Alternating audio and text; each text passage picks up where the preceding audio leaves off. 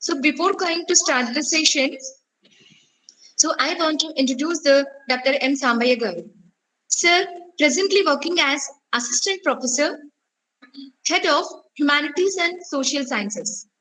Sir, area of specializations are contemporary literature, personality development, soft skills, and counseling.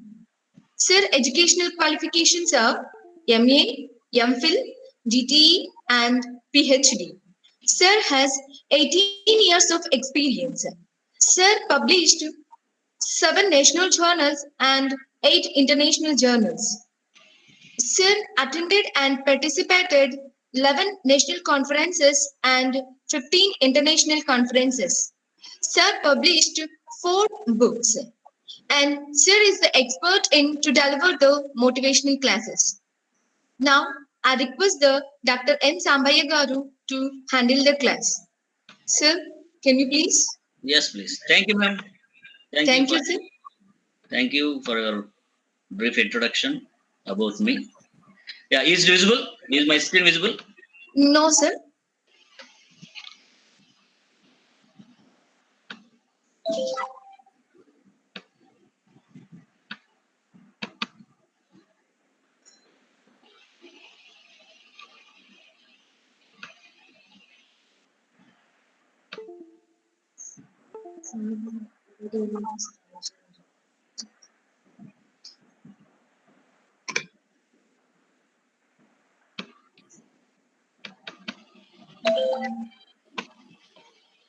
Now? No, sir. It is not visible, sir. Your screen is not visible, sir. Just wait. Sir, and also for the 1 minute you have to on your video, sir.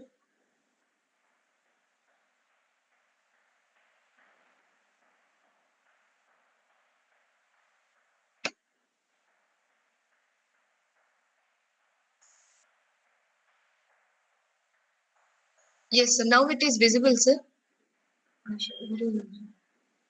Sir, for the 1 minute, please on your video, sir.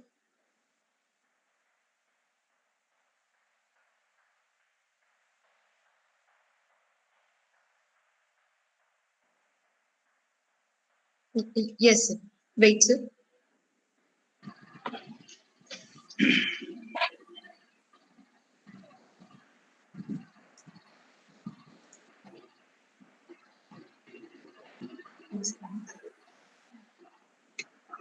Shall we proceed? Sir, just 1 minute, sir.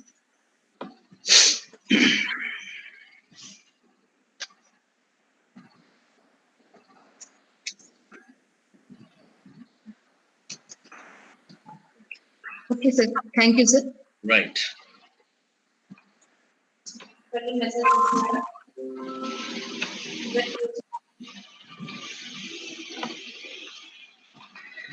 Hi, friends. Good afternoon. How are you all? I'm happy you're actively involving in this wonderful faculty development program. Actually, tomorrow I have a session due to some sudden changes. So I am to take this. Anyhow, shifted to today. And today, I think you will have sessions according to the actual schedule. Welcome to this session. I am Dr. M.Sambaiah, Assistant Professor and Head of the Department of Humanities and Social Sciences. Yeah, today I'm going to talk about the professional excellence as a teacher and how you can improve that professional excellence with the help of soft skills. Or we can say, see what you learn, actual core of your subject is different, and how you are going to project and present those skills to the student community and exploit them for your personal growth in your profession is different. So learning and whatever you learn and passing on or imparting to student community is equally important. So you might be learning all these things, new packages for the last, but simultaneously you how to present yourself in front of the students in order to in order to name and get a job satisfaction in your profession. Today I am going to throw light on the employment, the professional skills, and what skills are there as a teacher and how to improve them. And see, these classes are going, this session is going to be useful in two things. Number one, you are going to know things related to your profession. And if you carefully follow what I am going to discuss here, certainly these things are going to be useful to teach these things to your students also. So keep these two aspects in your mind and how these things are applicable to you and how these things can be imported or contributed or passed on to student community, right? Now, you will come to know how to learn all these things as our class is starting forward, is moving forward. Now, some years back in US, after entering the very threshold of the company, people especially working from Asian countries, India in US. Some years back, early in the morning, they went to the respective offices. Around 9 o'clock, after crossing their main gate, all the employees were given a pink slip. You know what is pink slip? Can anybody tell me? Pink slip is an intimation by the employer to the employee that some employees are going to be removed from the job. See, they got shocked. After hardly more than half an hour, they got a message called benching. Do you know what is benching? Yeah, there is no job in office. You have to simply wait on the benches. It's a technical word actually. So something is happening in the office because work is started stopping. Now, layoff. After by the time it's lunch, they were informed layoff. Some parts of the company are going to be closed. And by the time it's 4 o'clock in the evening, it was another shocking message. The employees were asked to undergo a kind of retrenchment. Do you know what is retrenchment? Retrenchment is a kind of notification by the employer to the employee that you need to give a kind of voluntary retirement. You know, by 5 o'clock or by the time the office was closed, they were informed there was a sacking. That means the company is going to be suddenly closed. Everything is sacked, packed. And then employees were informed that you pack your bag and baggage. No, this happened after post Y2K crisis. Interestingly, the same situation repeats globally when some crisis arise. Recently, it happened with Corona. So situations like post Y2K, post Y2K, and some economics melted down happened in 2007 and 2020. After March and April Corona, these situations created a kind of crisis in the employment arena. So when there is such kind of crisis in the job market in any profession, take it is a teacher, software, or any kind of management or research and development, any kind of profession, when there is a crisis like this, you know, comparatively, Indian employees are facing a lot of problem.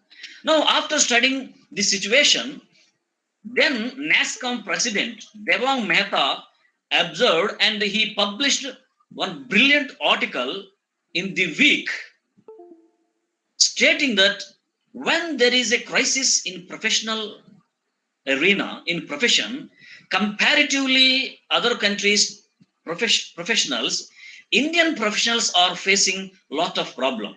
Then he listed out why Indian employees, Indian professionals are very poor in tackling the situations like this. He stated the first reason is the employees are very poor in communication skills.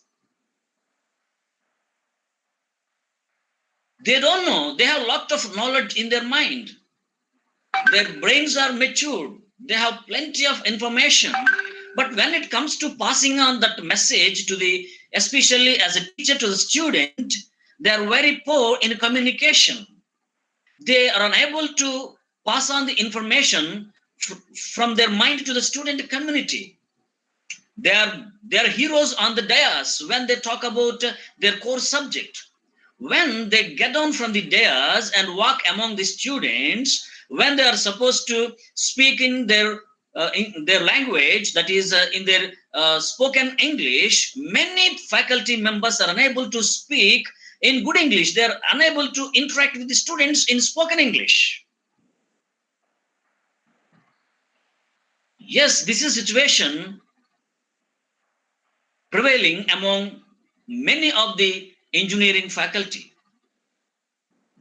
Secondly, Indian employees are very poor in teamwork. Very poor in teamwork. There are many reasons. In all our colleges, educational institutions, whatever may the office, it is very clearly seen. This is a stark reality. This is a brutal truth that no teamwork among the faculty members. Lack of teamwork will result many disadvantages to the student community. In Telugu, there is a proverb, ఏ ఇద్దరి వ్యక్తుల మధ్య పచ్చగడ్డి వేస్తే బొగ్గుమంటుంది. Is it not true? Actually, teaching profession is very valuable. When the teaching community have this teamwork problem, what about the student? So this is prevalent anywhere, any professional in India. Thirdly, the Indian professionals are very poor in updating their knowledge. Do you know why? The driving force, the basic reason for getting a job, it may be a teacher, an engineer, a researcher, or a manager. The driving force for getting any job in India especially, the reason is to get job. The basic purpose of education or getting degree is to get job. Once the Indian employees get the job, they forget about updating knowledge. Thank you to student, faculty members. Comparatively, maybe they are the only people who need to update their knowledge every time. But the remaining faculty member situation is not like that, because their packages are not that much updated day to day. But however, even among the engineering faculty, especially in the domain of computer science engineering also, many people are not that much ready to update their knowledge. Of course, in order to update your knowledge, wonderful programs like this are initiated by JNT College of Engineering Pulvendula and JNT Anantapur. I appreciate the teamwork and the authorities for facilitating a program like this. Hope you're enjoying, you're learning many things. My dear co-faculty members, my dear co-teachers, able to update your knowledge. How can you justify your profession? Once Socrates said, the moment you stop learning, you're equal to die. A teacher must be a continuous learner. The moment you stop learning new things, according to Socrates, equal to die. You can't serve the student community. You can't justify your job. Comparatively, in the world, the teacher has to update his knowledge or her knowledge. So I don't know how you are doing this thing with you. And fourthly, according to Devang, the fourth quality is Indian employees are very poor in leadership skills. Indian professionals actually, they have to mold themselves as good leaders so that they can be example students. Unfortunately, our minds are trained to be like managers. You know what is the difference between a manager and a leader? A manager is a person who follows the existing system, and leader is a person who creates something new, who creates something new on his own. He is the trendsetter.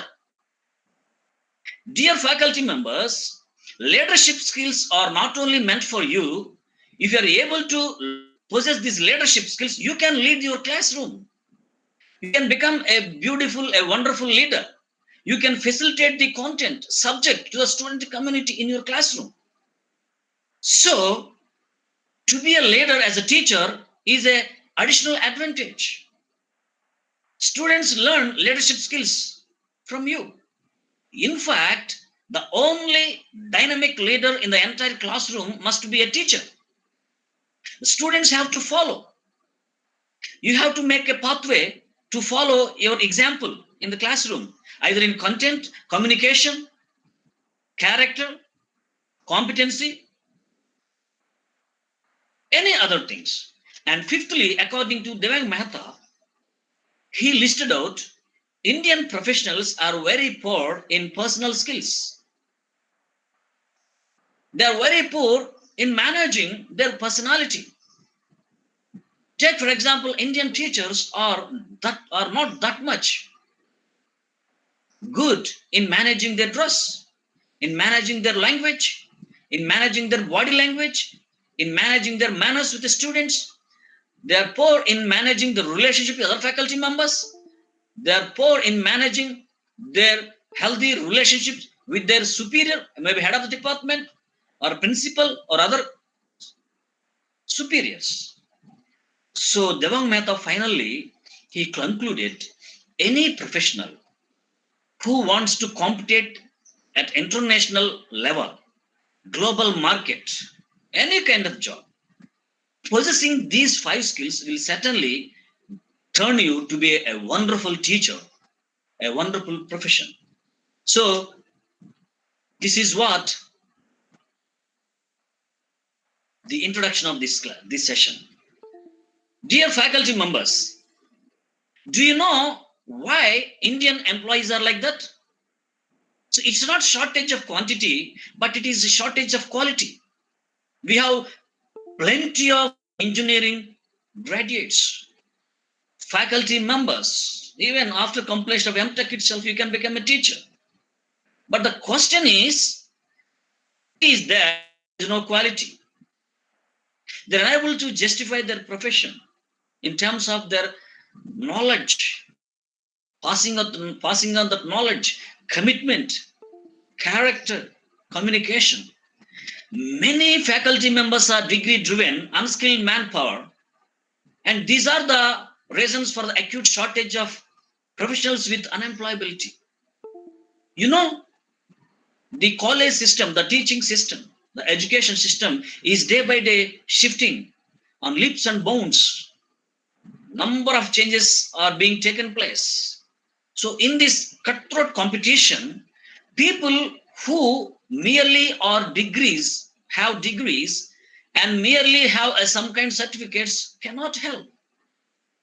You must have competency, you must have knowledge. And unfortunately, the another reason for the excellence of establishing excellent professorship among the faculty members is there is a gap between industries and universities. Today, faculty members are really facing problems a lot. So they are stick on to only the bookish knowledge and information. But when it comes to the activities taking place in industries, there is a huge gap. So because of this reason, and Indian teaching faculty are facing a lot of problems. And fourthly, the Indian faculty members, teaching faculty, attitude towards education is another reason.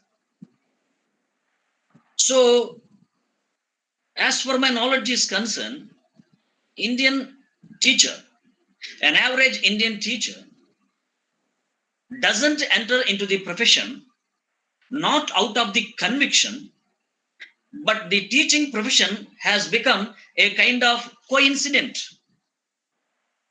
It has become a coincidence. People choose their profession as a coincidence. Many people did not enter into the profession as out of their conviction, call.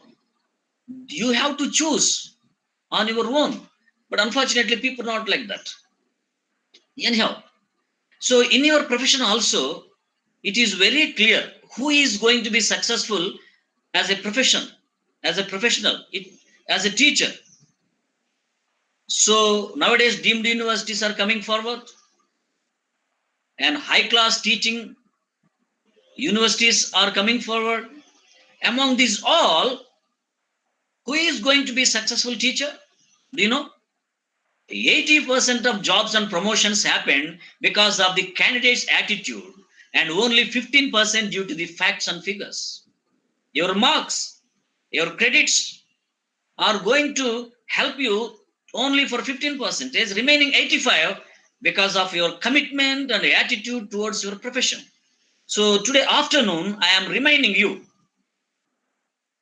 your attitude towards your profession, the driving force, the way you show your interest and enthusiasm will certainly convert you as a wonderful teacher.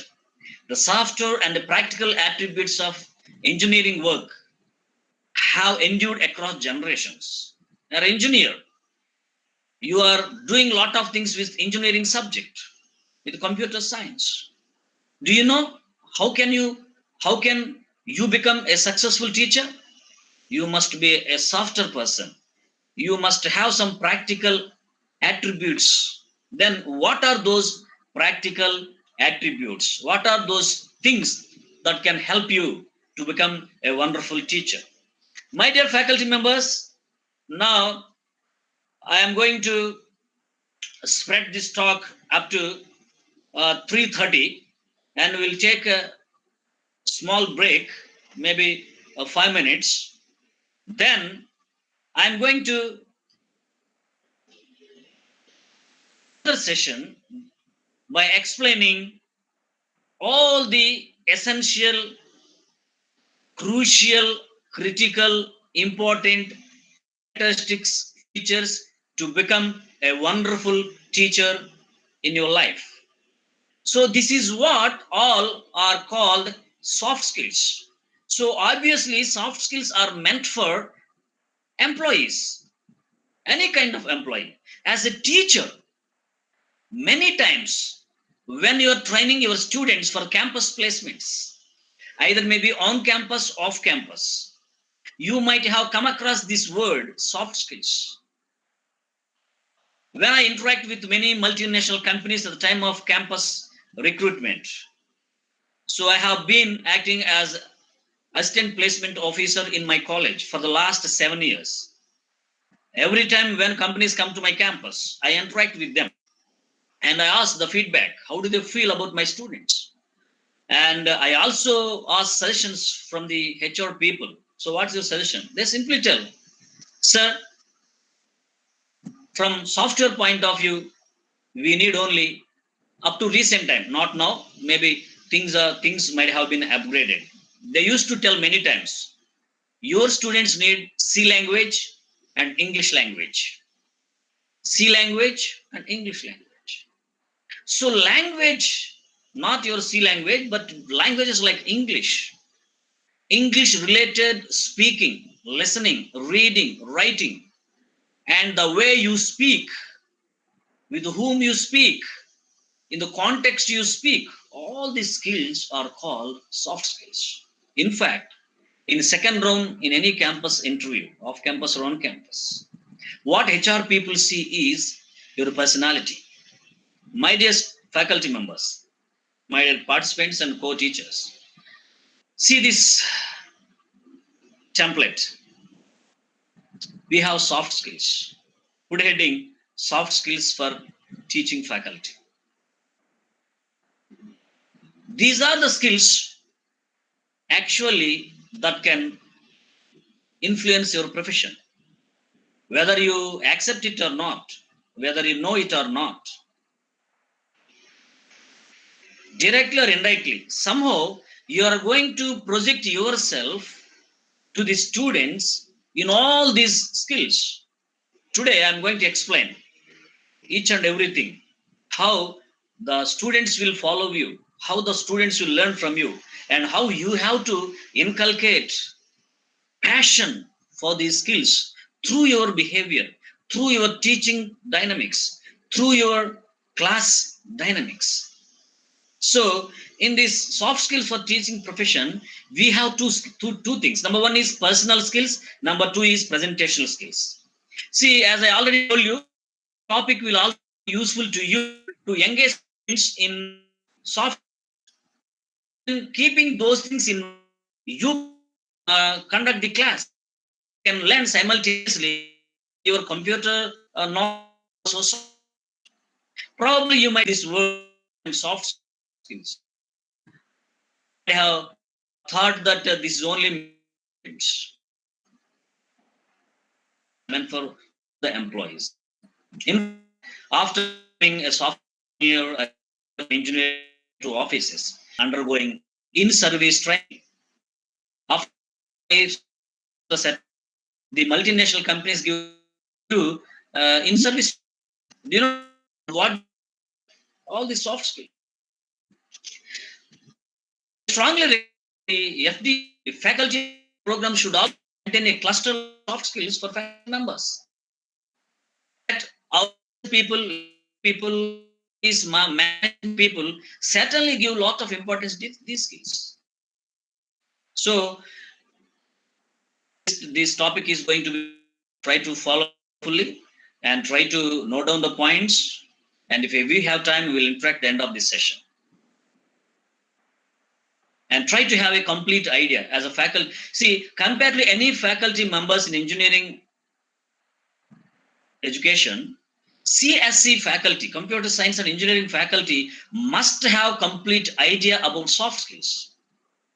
And these acquiring knowledge about soft skills will help you first to be a good teacher, and it can help you to pass on these skills to your student community. There are two different advantages. Now, let us peep into the topic. Now, in soft skills for employees, we have two broad areas. Number one is personal skills. Number two is presentational skills. So in personal skills, we have intrapersonal and interpersonal. Very, very important. And secondly, we have presentation skills. Now let me explain. So in personal skills, that means our personality within our body, which is invisible. So personal skills are invisible. They are like software. But whereas presentation skills are visible, they are like hardware. If you possess personality, good personality, a pleasing personality, a perfect personality, a professional personality, then only that personality can be exhibited, presented in front of the students in the classroom. Many teachers complain, no, the students are not listening to my class. So apart, though you may be good in subject, why sometimes students are unable to follow, you don't know how to present it properly through your pleasing mannerism. So soft skills are very much required. So in these personal skills and presentation, if you have personal skill, then only you will have presentation skills. Now, what do you mean by personal skills? So in personal skills, we have again two skills. Number one is intrapersonal. Number two is interpersonal. Intra means within yourself. My dear faculty members, try to follow carefully. Intrapersonal means the skills within yourself. Within yourself. Within self is called intrapersonal. If you want to have, improve your skills without having any connection with any other person, those skills are called intrapersonal skills. Before passing on your knowledge, some skills to student community, You are strictly asked and directed to possess some skills within yourself. If you don't have skills within yourself, those are intrapersonal skills. You can't establish yourself as a dynamic person among the students. Now, if you have intrapersonal skills, then automatically you will have interpersonal skills. Inta gelichi, ratsa gelichu is Telugu quotation. If you establish yourself internally with some proper dynamic skills, certainly those skills will help you to pass on these things to student community. So if you have and prove and improve your connection with other person, those skills are called interpersonal skills. I think I am clear. So if you have intra and interpersonal skills, and these skills subsequently and eventually reflect and affect your verbal skills. Very, very important. Verbal skills. What do you mean verbal skills? Listening, speaking, reading, writing, and related net skills, social media skills, or website skills, something like internet skills. Basically, verbal skills are listening, speaking, reading, writing. Why can't we listen when some students are murmuring in the classroom? Or why can't we speak with beautiful, understandable English to the students? Why can't we read other than our subject books? Why can't we write a good leave letter without committing mistakes? How many of you are able to make one single sentence without grammatical mistakes as engineering faculty? I'm not blaming all of you. Do you have good writing skills? And if you have interpersonal, verbal skills, certainly those three skills, a cluster of these three skills will finally impact on your non-verbal skills. What are the non-verbal skills? Body language skills. The way you stand on the dais, the way you occupy the dais, the way you turn and bend on the dais, move around the students in the classroom. Lot of things will convert you to be a successful teacher. So there are stage dynamics, there are body language skills, body posture, the way you sit, stand, and walk graciously on the dais, the way you make your gestures, saigalu, the way you speak with what type of movements in your body, the way you maintain eye contact with the 60 students in the classroom. Beautiful things. Dynamically you can control everything in the classroom itself. And the way you maintain facial expressions through face, you can pass on a lot of information. And the way you show your appearance through dress code. Dress talks many things about you as a teacher. The way you maintain distance with your students, with boys, girls, as a male and female faculty members, things a lot. It matters a lot. And the way you touch your students. And second one is paralanguage. The way you use your language, your tone, pace, pass, volume, quality, quantity, selection of words, use of code language. All these things, if you really equip yourself, and really you will become a dynamic and a strong, excellent teacher in your classroom. Students will really bend and say salam to your charismatic personality. They not only observe your subject, my dear friends, you need to be a good person with them. Once Swami Vivekananda said, if anything happens to India, please note this point. If anything happens to India, I would like to blame 3 P's. Number 1, I blame politicians. Number 2, I blame press, media, because it changes the mind of the people. And number 3rd P, I blame a professor, a teacher. So I strongly believe that we can influence students for generations. Alexander the Great said, I owe 2 people in my life. First is my parents who gave me this life. Second is to my teacher who molded this life to be useful.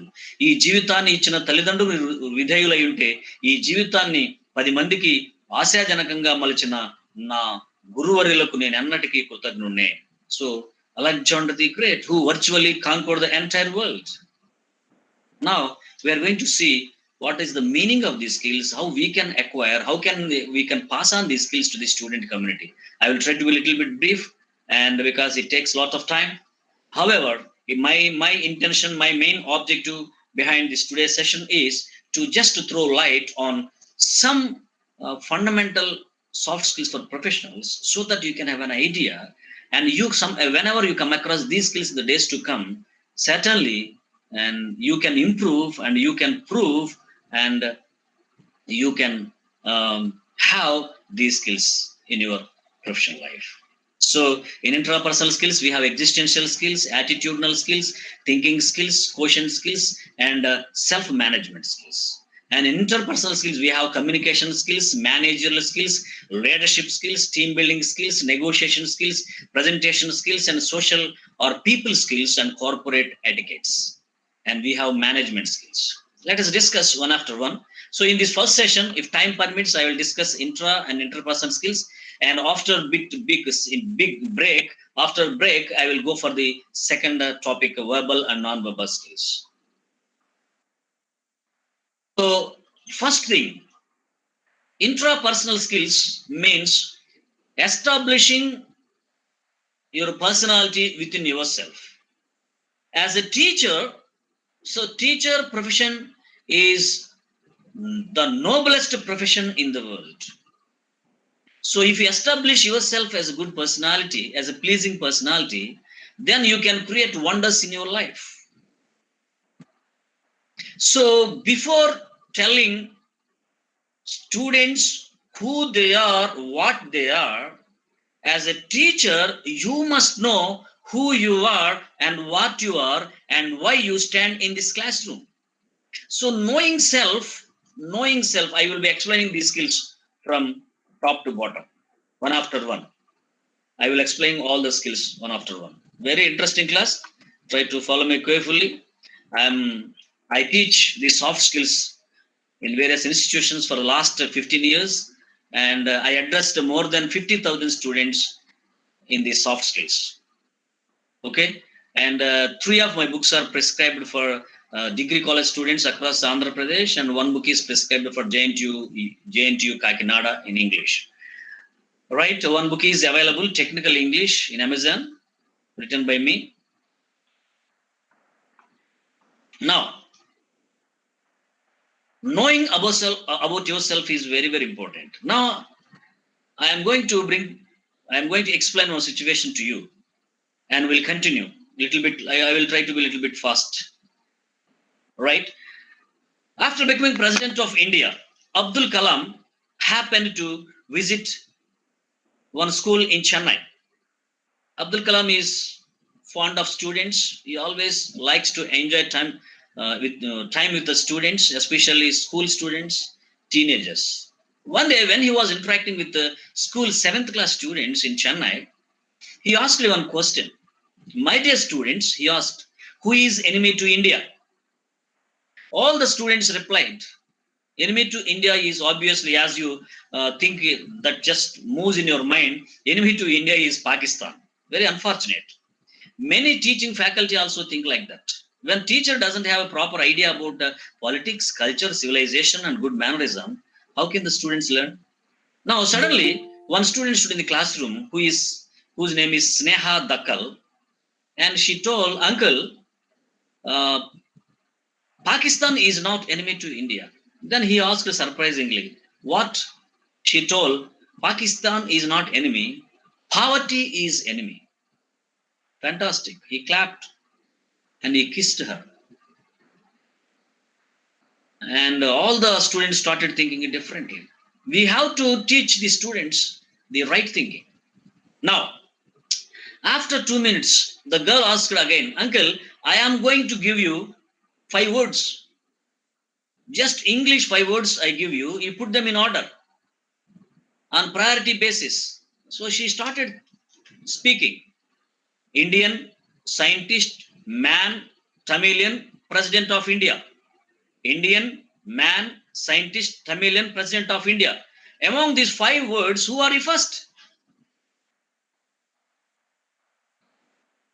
First time in his life, he scratched his head. Can you tell me who are you first if the 5 words are given to you? Can anybody?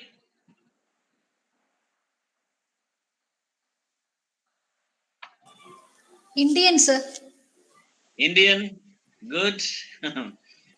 Once again, I am telling Tamilian, Indian, scientist, man, President of India.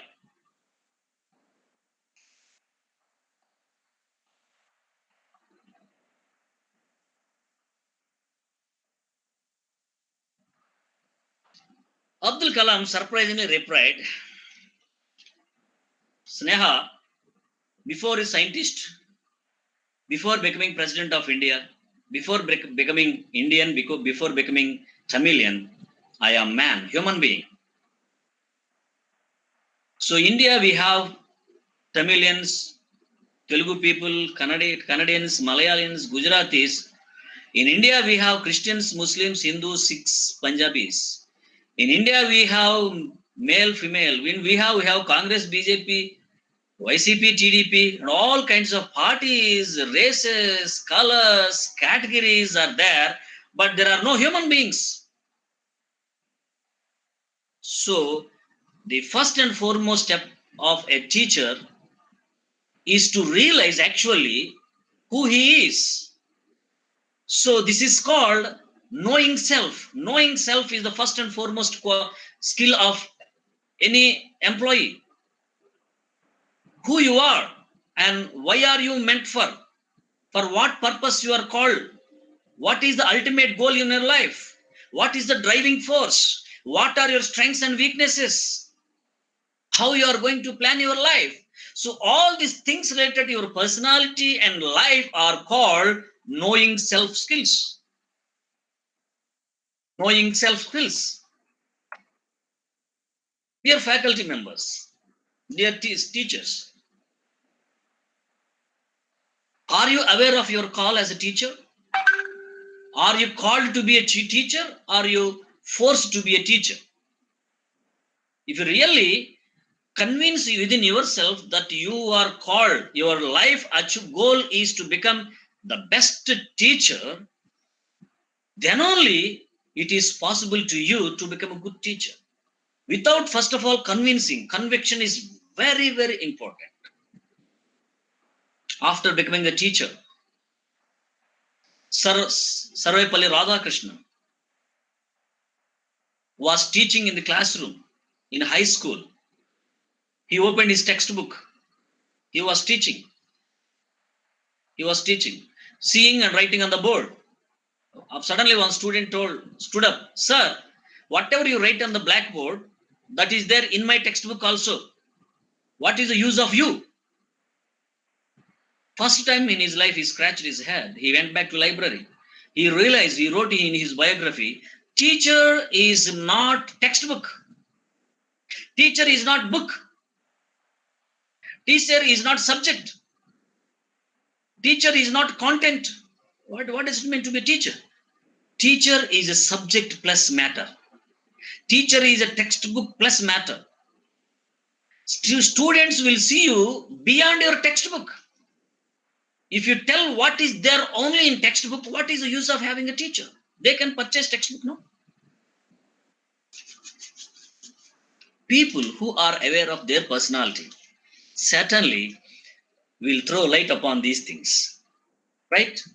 So, intrapersonal skills from start knowing self to goal setting to proactiveness to positive attitude. Then if you have positive attitude, you will have wonderful problem solving attitude. Then you will become good decision maker, and then you will improve your analytical skills, then creativity, critical thinking, lateral thinking, and quotient skills like intelligent quotient, emotional quotient, spiritual quotient, and finally you will be good at time management skills, change management, stress management, anger management. Then you will become perfect teacher. So it's a journey from top to bottom. Starting point is who you are. What is your life ambition? Are you called to be a teacher? Then you will become perfect teacher. So establishing yourself as a human being before becoming a teacher is very, very important, right? So there is a greatest secret in human personality. Please write down this statement. If real, it's very much useful. After becoming president of America, Abraham Lincoln was asked, "Sir, what is the secret for your success?" What is it? Hard work? No. You're intelligent? No. Then how could you become president of India? You're an ordinary man. You're a poor guy. You are not exposed to have good degrees. You did not study university. How could you become president of India? He's told, I don't have any reason to become president of India, but the only reason is one fact. In one fact, I believed. If somebody has become president of India,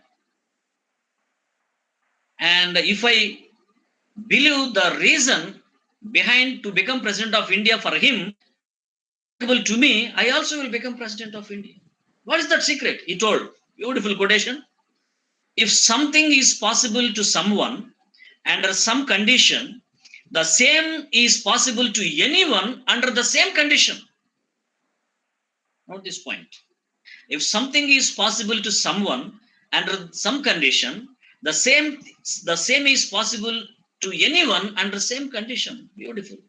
If somebody has become good teacher, a dynamic teacher, a powerful teacher in a particular university with a good PhD degree, with good name and fame among student community, if you put the same amount of hard work, the same quality and quantity of determination, the same quantity and quality of attitude towards your profession, certainly you too can become a good teacher. This is the driving force in your personality. So if you want to know your personality, there are so many tests. There's a lot of material is available in internet in personality. So knowing your personality is very, very important. Now, some people say, what is there, sir, in personality? No. My dear faculty members, please follow me carefully. See, the external behavior in your classroom is the result of your actions. Your actions are the result of your values. Your values are the result of your attitude. Your attitude is the result of yourself. That means if you believe what you are as a teacher, how much dedicated you are, how much committed you are towards your profession, that is yourself, your belief about your teaching self will again reflect in your attitude with your students and faculty. This is the second layer. Then your attitude again will influence your value system, belief system about your subject. What is there about the students here? See, my aim is to teach in the classroom. I don't care about their future. If you think like that, what type of values you are projecting?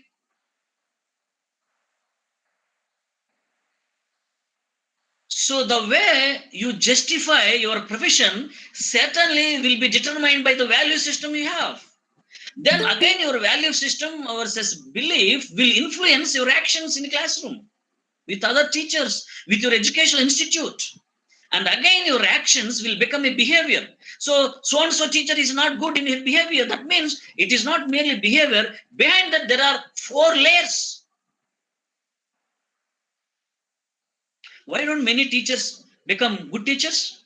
They have so many things. And there are so many temperaments in human personality. So these are different kinds of theories. We teach all these things. If it is a regular workshop, I could have taken it for a half day or one day. My dear student, my dear faculty members, there is other technique that will help you to know your internal personality. There is Johari windows.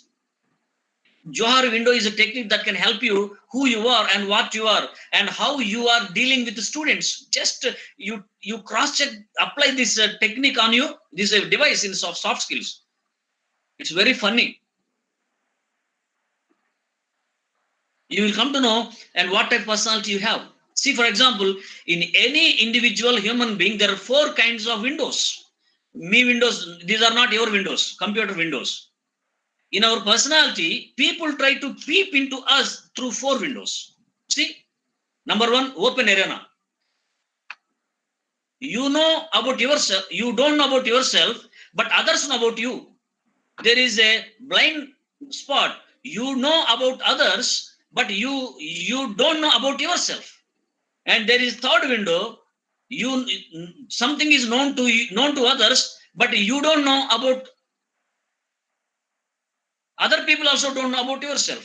And finally, even you don't know about anything about yourself, and other people also don't know about yourself. నీ గురించి నీకు తెలిసింది, నీ గురించి ఇతరులకు తెలియంది. Number 2, నీ గురించి నీకు తెలియంది, నీ గురించి ఇతరులకు తెలిసింది. నంబర్ 3, నీ గురించి నీకు తెలిసింది, నీ గురించి నీకు తెలియంది. నంబర్ 4, నీ గురించి నీకు తెలియంది, నీ గురించి ఇతరులకు కూడా తెలియంది. So if you're really your life is like open arena, నీ గురించి నీకు, నీ గురించి ఇతరులకు. If things are known to you about yourself and also about you to other people, if life is like an open book, then there is a much possibility to excel in a profession. The more you are there in the 4th arena, blind spot, you don't know anything about yourself, even you don't allow other people to know about yourself, really it is not possible to you to establish yourself as a good teacher. In fact, teaching profession is a community act. My dear faculty members, there is another technique, device, SWOT analysis. You know very well, strengths, weaknesses, opportunities, and threats. You may be struggling with your profession. You may be struggling with good settlement for a longer time. You are not able to catch up the higher degrees. You are unable to clear some clearance examinations to become a good teacher in some regular post or something like that. But still, why? You don't know about your SWOT analysis. So SWOT analysis actually applied to many companies by the business experts. You know, every individual will have some strengths, some weaknesses, some opportunities, and some threats. So it is your duty to know what are your strengths and weaknesses. You try to overcome your weaknesses with the help of strengths. And you try to grab the opportunities and push away the threats. If you do this equation with your teaching profession, if you overcome your weaknesses and get away from your threats with the help of opportunities and strengths, certainly you will become a good teacher. Secondly, a teacher must have, if you know about yourself, if you know about your profession, why you are called for, where you are called for, and what is your future goal, certainly if you know about yourself, certainly you will have clear goal in your life. I strongly establish every teacher, every faculty member, wherever you work, with whatever salary you are working, under whatever management you are struggling, one thing is very clear: you must have goal. See this picture, the top picture, the upper picture is Singapore just 25 years back. Just 25 years back. Now see the bottom picture. It is present Singapore. Do you know the founder of Singapore, Mr. Lee? Once he was asked, "Sir, what is the secret for the rapid development of Singapore?" He told, there are 3 reasons for the success of our story. Number 1, the journalist started writing. Number 1, the secret for our success, Singapore as developed country. Number 1, planning. Number 2, planning. Number 3, planning. They're expecting hard work, luck, or somebody's blessing, HOD blessing, or principal blessing, or other faculty cooperation. Nothing is there here. If you want to become a dynamic profession in your life, you must have plan about your subject. You must have goal about your future. You must have goal about the future of your students. Then you see the power of goal. Beautiful quotation. When I gave this speech in one university, The university principal is very much impressed, and he took this quotation. He made a big quotation box, and he put it at the entrance of his office. If you fail to plan, you plan to fail. See the paradoxical nature of this quotation. If you fail to plan, you plan to fail. Dear faculty members, are you struggling with your profession?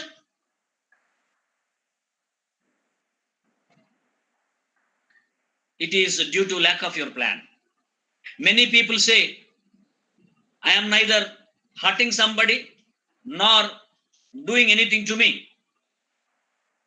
Either neither positive nor negative. I am neutral. I don't have plan, or I don't have any plan to spoil myself. No. If you are not part of the problem, you are part of if you are not part of the solution, you are part of the problem. There is no neutrality in your life. If you don't do anything to your career, you will fail. Am I clear? If you simply keep quiet and go on moving in your profession, certainly you will fail. You cannot become a good teacher. Planning is very, very important. There is no neutral position in this world for successful people. So what I suggest is, have a proper goal about your career, about your subject, about your future. These things you can understand, you can plan to your teachers, your students. I observe that many engineering faculty members do not have any clarity about their future. They are go on moving. Whatever the work they give, they simply stick on to that, they do it. They don't have any plans on their own. So goal setting is very, very important. Dear faculty members,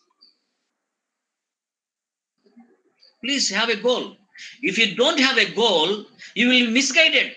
Time will be lagging. Time will be passing on. And certainly one day, if you turn back and just cross-check what is there behind you, everything will be useless. I say with my students also, goalless life is goalma life. Goalless life is goalma life. If you don't have a goal, your life will be delayed.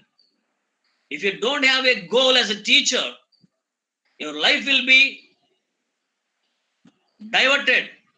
If you don't have a goal, your life will be destroyed. If you don't have a goal, your life will be damaged. True. So if you have a goal, put these 5 qualities in your goal setting. S-M-A-R-T, SMART. An ideal goal setting statement must have a goal. If I ask many faculty members, what's your goal? They say simply, even students also, what's your goal? They say, I want to become a good lecturer. Okay. Even some people say, I want to become an engineer. Okay. Some people say, I want to become a good citizen of India. Some people say, I want to become a good mother and father. That's not goal. Even if you don't do anything, you'll become mother and father. Active people. There are 4 kinds of people in this world. Passive people, active people, reactive people, proactive people. Passive people are 80%. There are active people, they are very busy, but they don't have any clarity. Some people are reactive. Something is put in front of them, only they respond. But proactive people are only 2% among 2% out of 100. These people will have. These people will not wait for anybody. They have their own plan, vision, passion, and plan of action. For success is ready for them. Success is theirs. So if you want to put goal, you put a goal. First, goal must be specific. I want to become a professor in regular university by 2025 with PhD in the area of so and so, from a reputed university, by qualifying UGC NET or SET, something like that. Very clear, smart, specific, measurable. So to become a good professor in so and so university, your efforts must be measurable periodically, and that goal must be attainable. That goal must be realistic, and finally there must be a time bound for goal. Time deadline is there. Deadlineless goal is dead. And thirdly, a student must have a teacher must have right attitude. Attitude decides your altitude. Right? Attitude decides your aptitude. Attitude towards your profession decides your amplitude. This is called Calgary Towers, located in Canada, Toronto. Do you know? It was taken 900 days to construct. It is one of the tallest, strongest buildings in Canada. The top, the circle-like construction is big hotel. It moves 360 degrees. It can withstand in strong earthquake on the Richter scale more than 8 degrees, more than 8. And it is now celebrating 50 years. According to the constructing engineers, it can withstand another 100 years. Many people wonder, how could it possible? The secret, the success behind this building is this. What you see on the surface is only 60%. Remaining 40% of the building is inside of the earth. So the foundation is 40%, the superstructure is 60%. If the foundation is strong, then superstructure will be stronger. Dear faculty members, your attitude is your foundation. It is not visible. Why many faculty members' attitude is not right with their teaching profession, with other teachers, with their subject? Attitude problem. The way you look at the things is called attitude. The way you look at the things. Decide your attitude. Decide your attitude. Positive attitude, negative attitude, or right attitude. So people who are in right attitude certainly will improve their professional skills. Next one is thinking skills. Teachers should have sharp thinking skills. What are thinking skills? Creativity, decision making, problem solving attitude. These are called thinking skills. Teachers should be a model in thinking skills to students. You have to make the students think in the classroom. You have to facilitate the creativity in the classroom. You have to think multidimensionally. So there is a lot of gap between man and human, man and animal. So among the thinking skills, problem solving is the great skill. The way you solve the problem in the classroom will be a model to students. If you struggle with problem in the classroom or laboratory, you are making fun of yourself. They will laugh at you. So the problem solving skill in your subject as well as your life gives a lot of meaning to the students. Many people do not know the right understanding about their problem. Right? So this is the understanding the problem as a problem. See, probably you might have come across a lot of problems in your life as a teacher. You have problem with your materials. You have problem with management. You have problem with your family. You have problem with your career. You have problem with your salary. You have problem with the timetable. You have problem with your laboratory. You have problem. Many problems are everywhere problem. But one thing I want to tell you, as a teacher, every living human being has a problem. First point. Every problem has a limited span of life. Problem is like us. As we have birth and we have death, the same thing. Problem has life and death. So that means once problem arises, one day it will die. Every problem holds both positive and negativities. Problem will have positive impacts. And every problem will change you either positively or negatively. You can choose what your problem will do to you. And there is a negative and positive reactions to every problem. So every problem has a positive, negative reaction. That is there in your hands to choose whether problem has to influence you negatively or positively. That is your choice.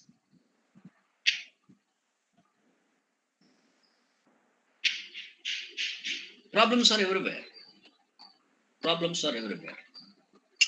Dear faculty members, That is one thing. Quotient skills. Next one is quotient skills. There are three types of quotient skills. Number one is intelligent quotient. Number two is emotional quotient. Number three is social quotient. Please note down these things. Very, very important. A teacher must have balance among these three skills. Now I am going to tell what do you mean by intelligent quotient, what do you mean by emotional quotient, what do you mean by social quotient. Intelligent quotient, emotional quotient, and social quotient. Intelligent quotient is capacity to store the information maximum in the brain. So it is related to mind. A faculty member, a teacher who gains a lot of information in his mind, he is good in intelligent skills. Some teachers will say anything, all answers are fingertips. But some people confuse, they get funk when the students ask. A teacher must be a knowledge bank. In your computer science and engineering, no bit of information should go away from your eyes. Every nook and corner must be well known to you in your subject. That is called intelligent quotient. Students really become fan of you. They say hats off. They bend and subject knowledge. Number two, emotional quotient. The way you channelize your emotions proper way in the classroom with your faculty members, it is related to heart. Intelligent quotient is related to mind and emotional quotient is related to heart. Some people don't know how to behave with the students. They don't run the class funnily. They're always serious. They scold. They criticize. You are like this only. No. I will tell you one secret. If some subject is not understood by the student, that is not the problem of the student. That is a problem of his teacher. Now tell me, there is a sender, there is a receiver in message. If the message is not understood by the receiver, whose fault is this? Message fault or receiver fault? Sender fault. It is your duty to make the student to understand according to the expectations of the student. It is your duty. If the student doesn't understand the subject, that's your problem. You have to make yourself. You have to accommodate yourself. You have to facilitate yourself. The subject, the content, the package, the knowledge, according to the expectation of the student. That is called emotional quotient. You have to mold yourself, your emotions in that way. And finally, social skills. The way you relate with people. The way you relate with people is very, very important. So, emotional quotient, intelligent quotient, and social quotient. One day, one professor, just I want to crack a joke in this occasion, how these three skills are very much essential for teaching community. One day, one professor was going to his village after a long time. He was a great professor in IIT. He thinks that he knows each and everything, and he feels proud about himself. And he thinks that he is a versatile genius and multifaceted personality. So he is actually from a small village. He studied hard and he came to many things and he became a professor. So he started going to his village. After going some distance, actually, his place was in a remote area and he was supposed to cross a small canal, water canal. And he was searching for a boatman. So he finds a boatman and both people got over the water and a boat was traveling over the water. Only two people in the boat. Out of the pride of his intellect and knowledge, the professor wants to make fun of the boatman, who is illiterate and uncultured fellow. So he started asking like this. The professor believes that he has intelligence, he has emotions, and he has social skills. But unfortunately, he doesn't have, he is only good at intelligence, but he is not good at emotions and social skills.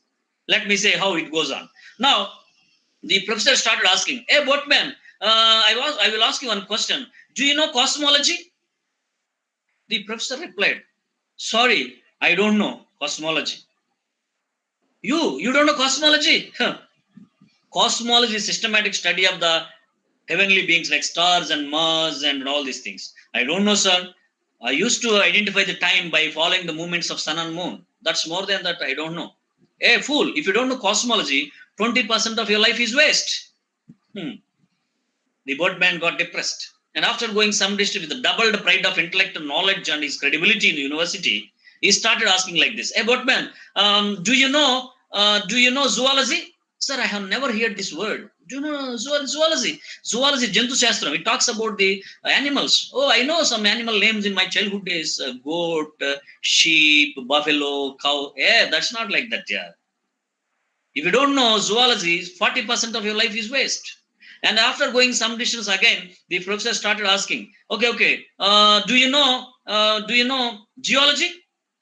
"I don't know." "Hey, it is study of inner layers of the earth, minerals, water, and all these things." "I don't know, sir. I used to cultivate in my childhood days. I know red soil, black soil, something like that, sand soil." If you don't know geology, 60% of your life is waste. Then boatman said, "Sir, my life is waste." "Yeah, you just better jump into water and die." And again he asked, "Do you know pathology, virology, germatology, and all virology and all ologies?" Then this boatman said, "Please stop. I don't know all these things. My life is waste. Better I jump into water and commit suicide." Yeah, he was making fun of the boatman. So, as they are moving, after some time, fortunately, unfortunately, there comes a strong wind. By the force of the air, both people fall in water. The boatman is swimming as a fish. The professor, who thinks that he is versatile genius and multifaceted personality, he is good at all the languages, packages, recent updates, versions. He was sinking in water and he is shouting and crying, "Hey, boatman, save me, save me. Bachao, bachao." Boatman with innocent face, he was asking, "Sir, you know pathology, virology, cosmology, geology, zoology. Let me ask you one simple question. Do you know swimology?" The professor said, "I don't know." The boatman said, "What can I say? 100% of your life is waste." Dear faculty members, intelligence is required. At the same time, you need to have emotional quotient. And you should have social quotient, social skills.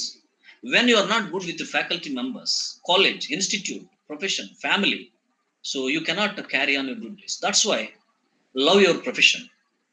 Love your profession. Loving profession is very, very love what you do. We always tell to the students, కష్టపడి చదవద్దు, ఇష్టపడి చదవండి. I same applicable to faculty members. కష్టపడి పనిచేయొద్దు, ఇష్టపడి పనిచేయండి. కష్టపడి subject ని gain చేసుకోవద్దు, ఇష్టపడి enjoy learning, enjoy the beauty of learning, experience it. Then only you will enjoy your profession. Right? So again, we have time management. So actually our topic is time management, but due to this adjustment, I am supposed to focus on more on overall skills, self-management. After explaining this, I'll close this and after 2 minutes break, and we'll go for another session. Self-management skills are very, very important. Dear friends, people who rose from scrap to the higher level in their lives are found to have good in self-management skills. One of the best examples I have ever found in my life in history, across history, is Napoleon Bonaparte. He was a versatile genius, multifaceted personality, a warrior, a strategician, a manager, a leader. Before die, he called his close friend and he asked him to paint his picture. So he was explaining what to do with the picture. So he asked his friend to write his name on the rock. I may die, but my activities will be written on the rock. So, my dear friends, people may come, people may go in the history. Your institution is permanent. Faculty people may go, faculty people may come. Students may come, students may go. But what you do in your college will be remembered forever.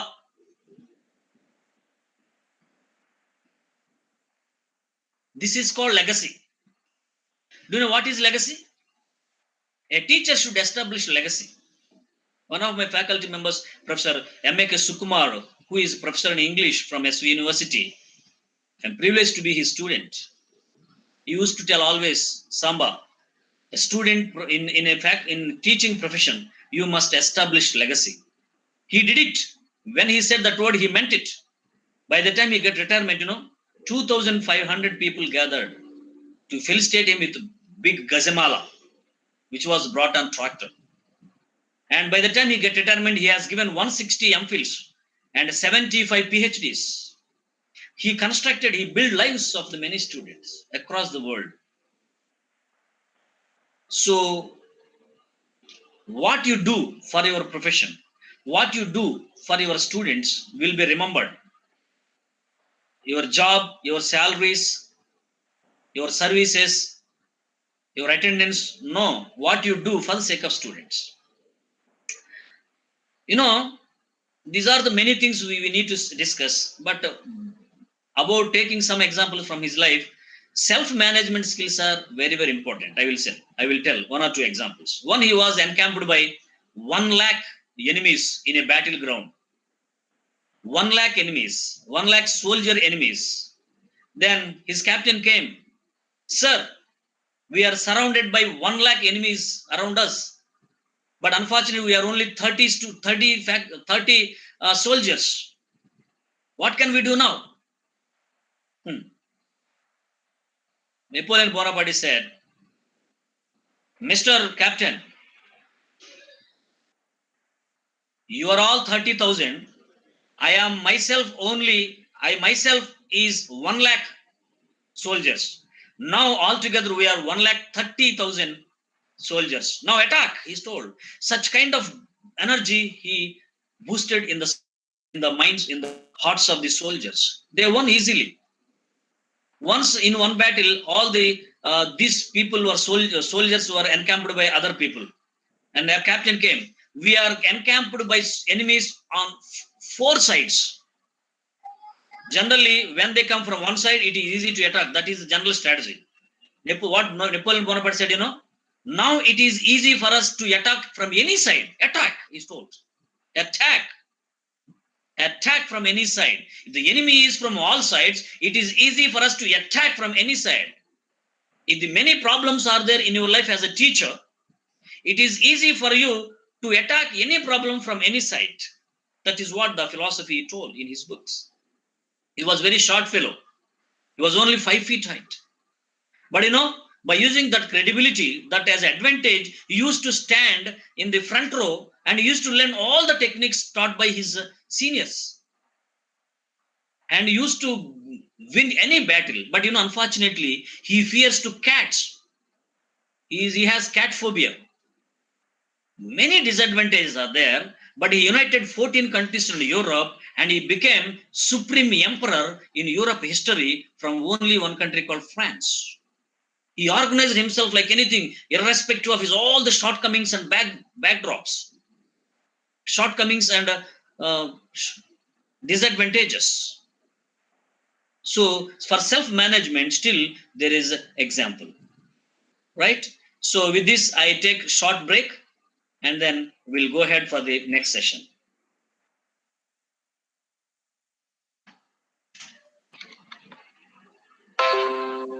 Thank you, sir.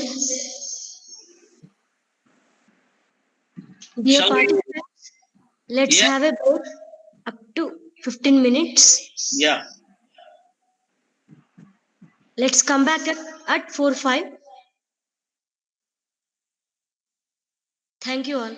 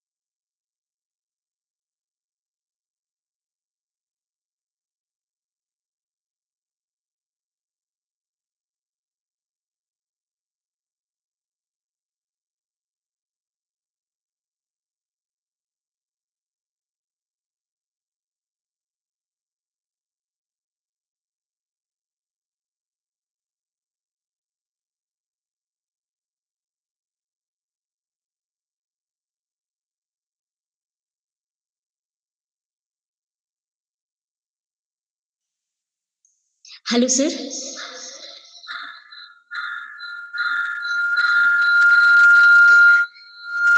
Audio off చేసేసి.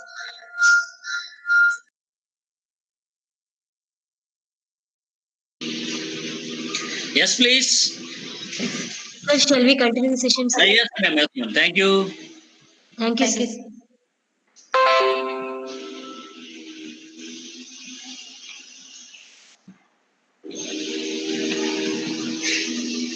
Is it visible now? Hello. Yes, sir. Is it visible?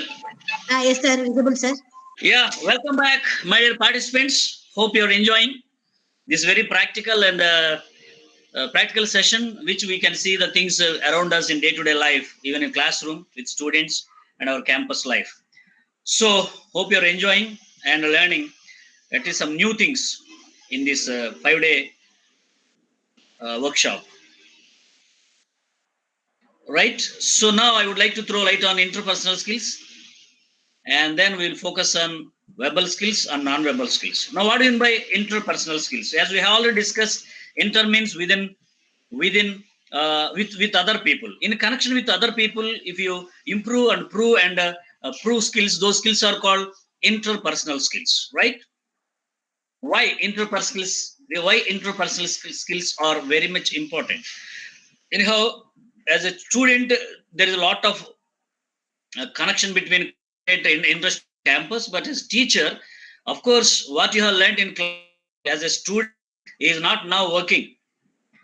Is not is help good teacher. Probably if you go back, what you have learned, what you expected from a teacher as a student, probably if you try to rectify those things as a teacher now, certainly you will be a teacher. Anyhow, now we are going to learn interpersonal skills. If you are good at intrapersonal skills, and you will get interpersonal skills, then both inter and intrapersonal skills will in your verbal skill, non-verbal skill, right? Now, the first and foremost skill of interpersonal skill is communication. Communication plays vital role in your profession. Unlike any skill, communication plays a dominant role in our profession, especially as a teacher. In fact, without communication skill, you cannot become a good teacher. Sometimes without leadership skills, without some kind of decision making, creativity, positive thinking, all other intrapersonal skills, sometimes you can be a teacher, but without communicating properly, you can't. So today, let us start from communication, and by the end of the session, we'll learn all verbal and non-verbal skill also, right? Can a misunderstanding of few words literally mean the difference between life and death? Yes. The difference between life and death will certainly cost a lot. In September 1997, Garuda Airlines killed 234 passengers in an air crash. Do you know the reason? The reason is very simple. Many air crashes. The reason the air crash occurs because of small communication problem. Particularly in this Garuda Airlines air crash, it was said that it was reported by the investigation committee that the pilot and air traffic controller confused between the word left and right. Simple difference, left and right. Created big lost hundreds of the passengers. Now, this is the importance of communication. If you don't know the importance of communication as a teacher in the classroom, how to communicate, what to communicate, when to communicate, with whom to communicate, what are the right ways to communicate, certainly somewhere, somehow in between, you will miss the point. Some teachers have lot of knowledge, subject knowledge. But when they take class, when they start taking class, lot of information also will vanish in the classroom. It will not reach the ears of the students. I will try to explain what is there exactly in our classroom, the communication flow. So take, for example, you are the sender, you are the teacher. You started talking about one topic in the classroom. Many people think that there is only sender and receiver in the classroom. No. There is a message. Obviously, that is not sufficient. What is there? So from your side to formulate the sentences in your way so that the students can understand. It is so the first teacher or sender is formulate meaningful sentences. Then you have to channelize the sentences so that the students can understand. Channel video, audio, oral, body language, reading, writing, or demonstration, whatever may be the mode of the channel, it must be proper to the need of the students. Now, delivery, that formulated, properly channelized message must be delivered to the receiver to the maximum extent. It is our duty to deliver the message to the receiver, that is student. We don't know how do you maintain all these things. You need commitment, you need lot of risk, you need to have creative thinking, you need to have decision making, you need to overcome the problems, you need to think creatively, you need to have emotional quotient, intelligent quotient, social quotient, self-management skills. All these skills, intrapersonal skills, will certainly influence your communication pattern. That's why I'll told you, intrapersonal skills are very much important. First of all, you must have clarity about this subject. First of all, you must have clarity about the way you pass on the subject to the students. Some people have clarity about their subject, but they don't know how to pass on, how to materialize, how to utilize that material subject to the benefit of the students. Think it seriously. If you know this technique, that's sufficient. Now, some people say, I have finished the syllabus, sir. I have finished the class. No, that is not. That is only half finished. Once you deliver this lecture to the students, you have to cross-check whether receiver has percepted your content or not. They have to perceive. They have to receive the information. Then they have to understand. Then finally, they have to respond in the form of feedback. That means if they understand your lecture, at least there must be a kind of smile, there must be a kind of glaze and glare and brightness, a kind of sigh of satisfaction on their face. Unless until you see a sigh of satisfaction on the face of the students, you cannot say that you have finished your duty.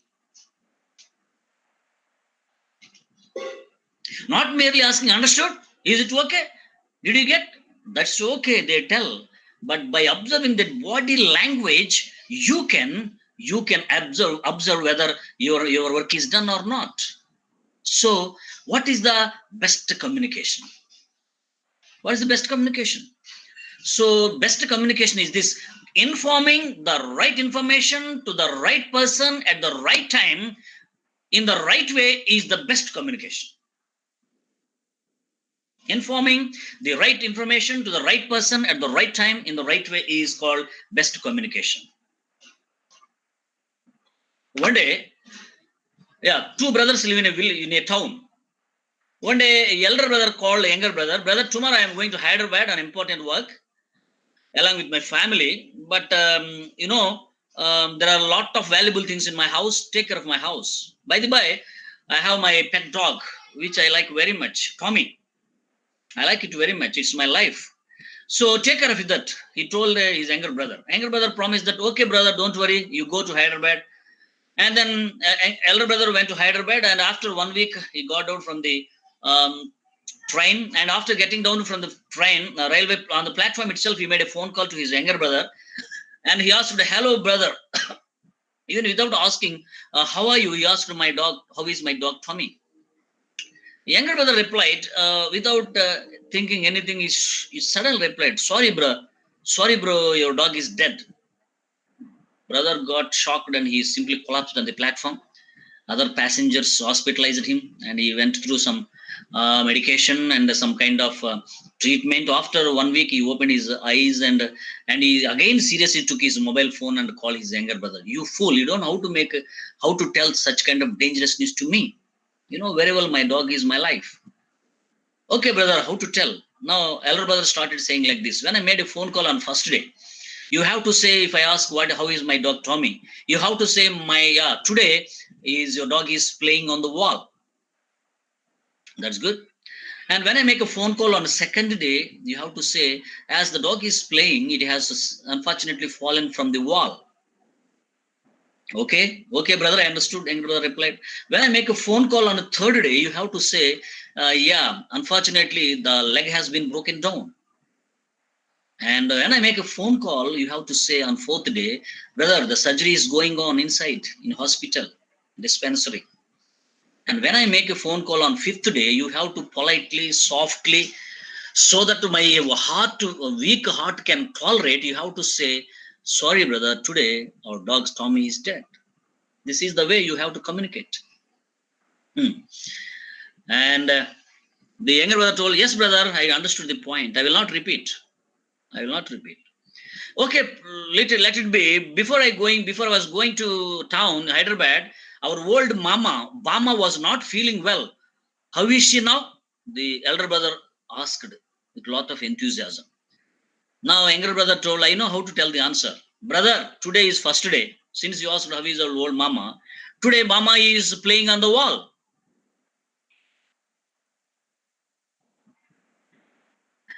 That means she also is no more. This is not a right example for communication. A teacher must be a best communicator. Class loku entry velle lopu 45 minutes they must not think about time. They should be in a position to think how the time has been gone. Like two lovers talk in the park. They spend years together, centuries together. యుగాలు క్షణాలుగా గడిచిపోయినట్లు గడిచిపోవాలి. That is the mesmering power of a teacher.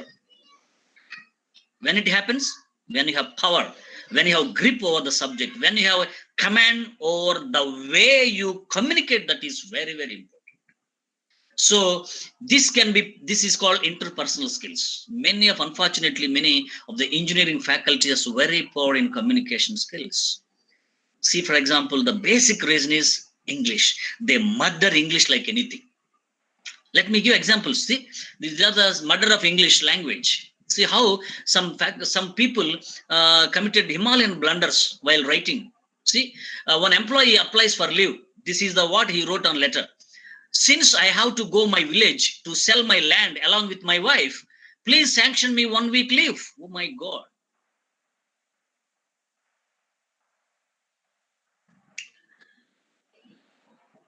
Second one, as I want to shave my son's head, please leave me for 2 days. Terrible. As I am marrying my daughter, please grant me week's leave. Horrible. As my mother-in-law has expired and I am only responsible for it, please grant me 10 days leave. Oh, it is really. Since I have to go to the cremation ground at 10 o'clock and I may not return, please grant me half day casual leave. I am suffering from fever. Please declare 1 holiday. That means he is expecting to die. Very unfortunate. See this, another funny things done by many employees about English. Pick up the paper and fall in the dustbin along with the paper. Both of you stand together separately. Highly confusing. Why are you looking at the monkeys outside when I am inside? Who is monkey? Will you hang the calendar or else I will hang myself? Oh my God. Because of calendar, he wants to kill himself. I have 2 daughters, both are girls. Terrible sentence. Give me a blue pen of any color. Highly perplexed Paradoxical. The principal is revolving in the corridor. He got some headache, some head problem. All of us stand in a straight circle. Very interesting. Open the window, let the air force come in. Dear faculty members, just it is to simply remind you that you must improve good communication skills. So speaking, having good communication skills means speaking in English. Very simple. There is no doubt about it. There is no doubt about it. So speaking in English fluently is called having good communication skills nowadays, especially in engineering arena. There is no debate. There is no discussion. Need not to prove or disprove. No English, no life. No English, no life. Very simple. Today's quotation. Your word creates your world, said Sri Sri. Just I will give you simple tips to improve your English as a teacher in this fine evening. If you want to improve your English, very simple.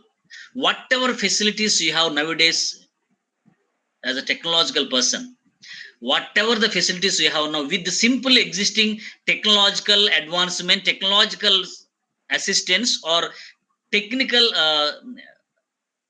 advantages, you can simply improve English without doing any hard work. Very simple. You divide English into two parts, methods and materials. Even these things can be useful to your next generation also. So what are the materials? Spelling, vocabulary, pronunciation, grammar. You need not do that with any of these things. But there are only 4 methods. In your day-to-day life, around the 24 hours of clock, you try to allot some time for the 4 skills of listening, speaking, reading, and writing. Do something to improve your language skills. See, you have good credentials in your subject, wonderful certificates and all these things, but unable to speak English fluently. Really, in your job, you cannot reach higher ladders, higher positions. So I suggest you to improve English. So now, what are the techniques to improve English? See, generally, this is the mistake we commit as Telugu student, Telugu teacher. See, this is the way to learn. Actually, we learn language by listening 45%. And we learn English by speaking 30%. And we learn English by reading 16. We learn English by writing 9. This is the actual order. But unfortunately, many of us are unable to speak in English due to reverse action. What do we do? We listen 9%, we speak 16, we read 30, we write 45. By this you can understand what is the topmost importance in language acquisition? Listening. So listen around the clock to the maximum extent. Use your mobile phone. Listen to English speeches, English lectures. Plenty of talks are available. So apart from your subject talks, you go for general talks. TEDx talk, TEDx.com, webinar, WebEx, and motivational speeches, wonderful lectures and debates. Put your earphone, listen. Listen to the grammar classes, free classes at the lettustalk.com YouTube channel. One of the famous YouTube channel is being maintained by Kerala teachers. Very simple, very practical spoken English guidelines will be provided. And secondly, speak. Our teachers speak only in classroom. When they come outside, they can't use. They don't speak. No. Whatever may be the people think about you, whether they think that you are speaking broken English, butler English, don't worry. You speak, I speak, middle, not middle, don't speak. Use your language. The more the more you speak, the more you learn. See, first you listen. The more you listen, you can, that is called input. Listening is input, and automatically output will be speaking. If you don't listen, you can't speak. Third one is reading. Read the books not related to your textbooks. English is 2 types: bookish English and living English. Bookish English is found in your subject books. In your subject books, there is no good fluent English. But living English is found in journals, magazines, newspaper. I strongly recommend engineering faculty members to go through at least 1 newspaper a day. Please read English newspaper. Focus on vocabulary, the sentence construction.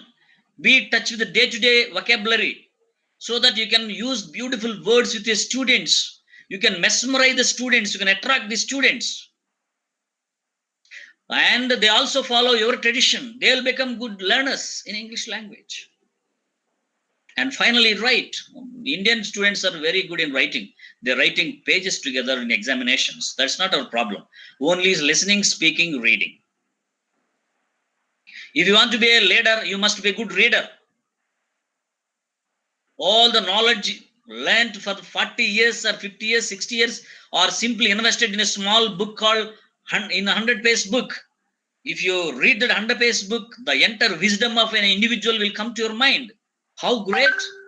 Reading books will enhance your English speaking skills, listening skills, reading skills, writing skills. So without doing anything with the general English, you can't speak. English will be always escaping. More, listen more, speak more, and read more. You try to, and one of the greatest opportunity that we faculty members have is our classroom. Just to do experiment it in our classroom, whether right or wrong. Kill the students. No problem. By the way, the more you speak, the more you learn. Many people say that first of all, I have to learn grammar and then only I can speak. No, it is wrong. You cannot separate dancer from dancing. If you read 300 pages of book on how to do cycling, you can't do it. Simply take cycle and start learning.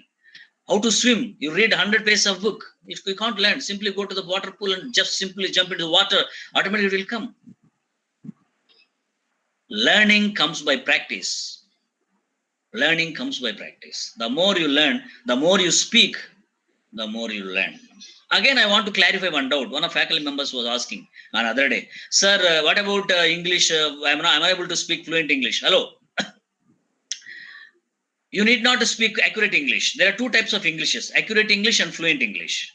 Accurate English means speaking English grammatically correct.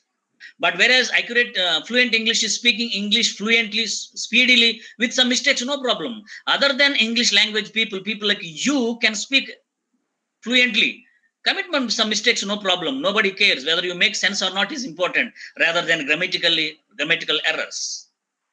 So fluency, flow is very much important. Communication skills are very much required.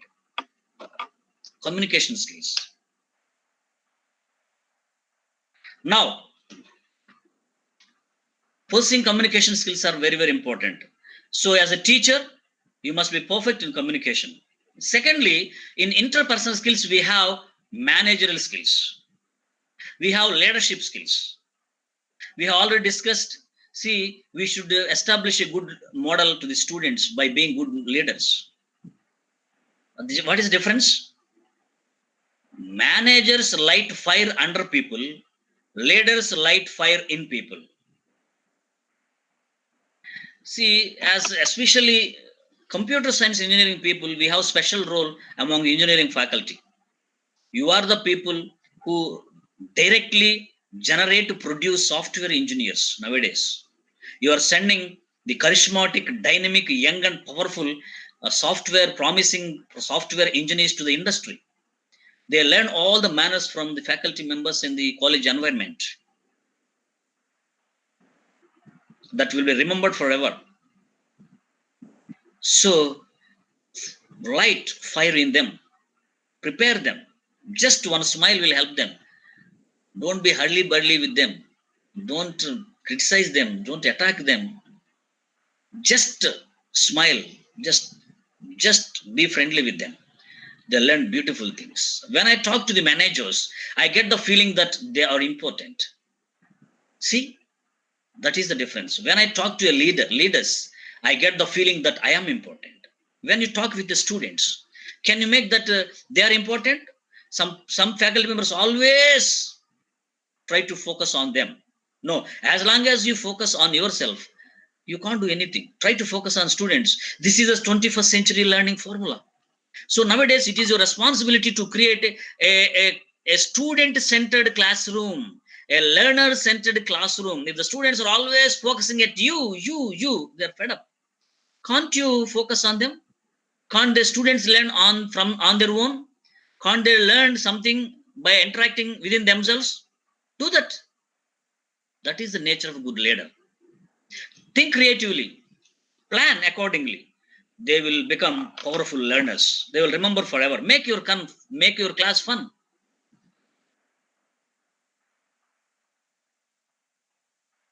And third most important quality, any student, any faculty must require in education institutions as teaching faculty to improve themselves, to improve the institution, to improve the student communities, teamwork. Teamwork is very much essential for employment skills. Teamwork is very much essential for professional excellence. Teamwork. So this is the result of bad team. This is the result of good team. Then do you know what is the beautiful meaning of team? Together, each one achieves more. Together, each one achieves more. Hello, teaching faculty. What happened to your college days? You sang songs. Ekkado putti ekkado perigi ikkade kalisamu. Chaduvulamma chettu needalo. Snehamera jeevitam, snehamera sajutam. Now what happened to those memories and ideals as a teacher now? Are you enjoying your profession? Life has so many problems here. Trouble not trouble until trouble troubles you. Life is one. If you turn back what happened in past, nothing regret should be there. This attitude certainly will improve lot of team skills. Leave people to their fate. Start doing work on your own. So in teamwork there are 4 stages. First one is forming. Second one is storming. Third one is norming. Fourth one is performing. You have to somehow form a team within your circle, your faculty members. If you form, then you storm. That means medo madanam. Churn all the brilliant ideas, discuss with them. Be friendly. And after churning, burning, coming up with beautiful ideas, then you put them in order, norming. Then if you form, storm and norm ideas with other faculty members in teamwork, then only you will beautifully perform as a teacher. Now I ask you one question. Where are you? Which stage are you? Are you still struggling to form a beautiful team? Are you still struggling in forming storming stage? Are you still in the norming stage? Are you still in the performing stage? If you are at performing stage, you are going to be a good teacher in the days to come. Congratulations. Overcome all this forming. Walitla, we keep aside all those things. What is there? Have your own life. Storm positive things with your friends. Brainstorming. And norm, put them in order structurally. Develop the institute, department, your subject. Have your own. See, whatever I prepared, especially English grammar. See, I prepared some competitive English on my own for the last 10 years. So I simply wrote a book on it. One of the, now, even coaching center people are asking that material to publish a book. Well, I already published one book on technical English, which is available. So why can't you turn up your entire material which you learned and prepared and to teach the student can be a commercial way to gain yourself? Think about it very seriously. So, and spirit of team player, owning the vision. If you want to be a good team player, you know, teamwork skills are very, very essential for engineers. But if you want to teach those to your students, you must be a good team player. So if you're really good team player, you must have vision. You have clear mission. You should have commitment for plan of action, and focus is on achievement and results, and determining clear goals, sufficient competency, decision through consensus, and transparency in relationship. These are the beautiful characteristics. And greatest enemy to teamwork is ego. Beautiful quotation Einstein told. Ego is called one by knowledge. More than the knowledge, lesser the ego. Lesser the knowledge, more the ego. What a thought-provoking comment. Ego will destroy the positive environment in universities, college campuses, among teachers, right? So why I'm focusing all these things? For the last 4 years, we have been learning hot core subjects. Again, yes, this topic is also essential, my dear friends. This topic is essential for you. After all, we are human beings. We are not always on online. We are not always dealing with these core subjects. We have our own life with friends and family members. Then these qualities will certainly will impact you. Think about it very seriously. Ego is the only requirement to destroy any relationship. So be a bigger person, skip the E and let it go.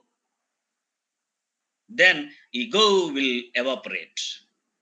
So in order to establish a good team skills, this is one of the best thing we have to remember. Many students ask me after finishing some classes, see, these all soft skills classes, for single class, I take 3 hours in workshop. All the 40 skills, I have 40 sessions. It's a big task actually.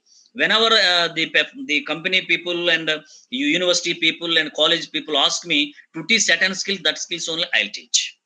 So after taking some sessions, simply people ask some shortcuts. Yeah, one day one student asked, "Sir, what is the real way to go out of the bad relationships?" Very simple. WADA technique. WADA. When there is a clash, misunderstanding between you and somebody, maybe in your department, family, or anybody else, follow the WADA principle. What is that?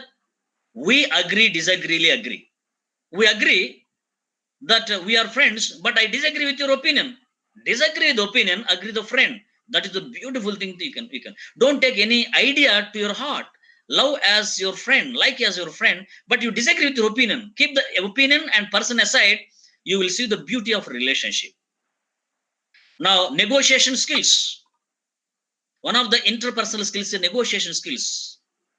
ఎప్పటికేది ప్రస్తుతం అప్పటికి ఆ మాటలాడి తానవ్వక ఇతరుల మనవలు నొప్పింప escape అయి తిరుగువాడు expert Sumati. Somebody told. You must be in a position to convince people politely, softly, healthily, positively. You can't say harshly. You can't ill treat the people. You can't look down. So negotiation skills will really help you to move on in your life. There are 4 types of negotiation formulas. There are 4 beautiful windows. See this. Among any relationship, there are 4 types of equation. Number 1, I am not okay, you are okay. I am not okay, I will fail. I will make you success. It is not good relationship. I am not okay, you are not okay. Both are failed. This is not good.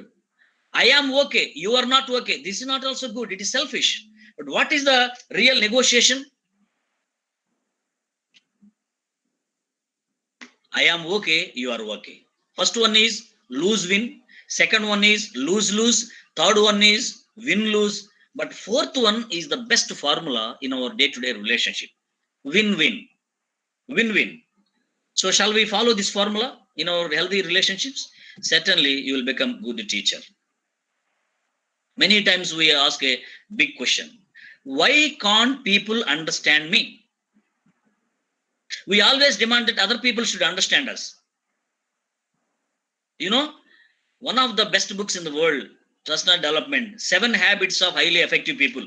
I strongly suggest and recommend all the faculty members, please buy this book in your, at least sometimes in your lifetime, and finish that book. The early you read the book, the early you will become a mature person. The book name is 7 Habits of Highly Effective People. 7 Habits of Highly Effective People, written by Stephen Covey. Stephen Covey, the one of the large sold books in the world. So in this one, as a third formula, he says the best technique to improve healthy relationships. When you make a complaint that the other people can't understand, first you try to understand why other people can't understand you. Seek first to understand, then to be understood.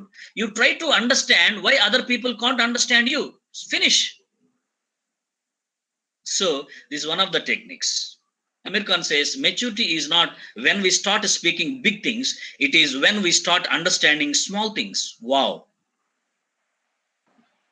Simply beautiful. Small things, if you understand, that is maturity. You need not worry about big things. So in your negotiation skills, there is simple formula. KISS. Don't eat the brains of other people by more negotiating. Simple. In your classroom, follow the KISS formula. Keep it simple and short.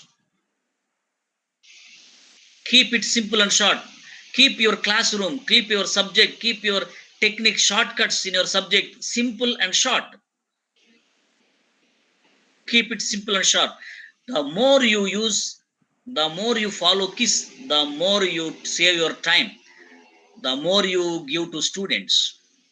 The more you neglect KISS formula, the more you take time to pass on the message, pass on the content. In our day-to-day communication, there are 4 mantric words.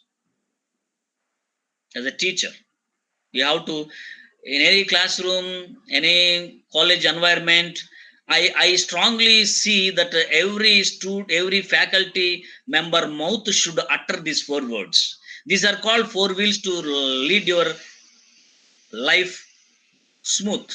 These are 4 wheels. If you want to run your life very smooth, these are the 4. Number 1, excuse me. Number 2, please. Number 3, thank you. Number 4, sorry. When you want to disturb somebody, please use the word excuse me. There's no wrong in it. We don't have any power, authority upon anybody in our life. And when you want to request, use the word please. Then when you want to, when you get some help, please use the word thank you. And when you make a mistake as a human being, please say sorry. What is there in saying sorry? So these are the best principles. Be a people person. Life is about relationships, like it or not. So how to be people person? I have a lot of things to say here, but I will simply summarize with the famous poem written by Mother Teresa.